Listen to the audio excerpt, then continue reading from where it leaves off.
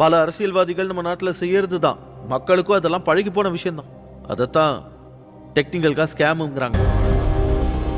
அந்த மினிஸ்டர் கொள்ளடிச்சது 5000 கோடி இல்லை சார். மக்களோட நம்பிக்கை கண்ணீர். இந்தாக்க அந்த மினிஸ்டர் செஞ்ச ஸ்கேமுக்கான எல்லா ஆதாரங்களும் இந்த ஹார்ட் டிஸ்க்ல இருக்கு சார். வீட்டில் உங்க ஒய்ஃபும் குழந்தையும் காத்துக்கிட்டு இருக்காங்க. நீங்க போய் அவங்களோட நிம்மதியா இருங்க.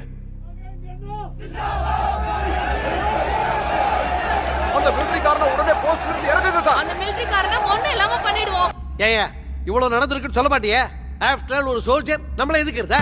அவன் வரட்டுனா எங்க பொலிட்டிக்கல் லீடர் பவர் என்னன்னு காட்டுவோம்.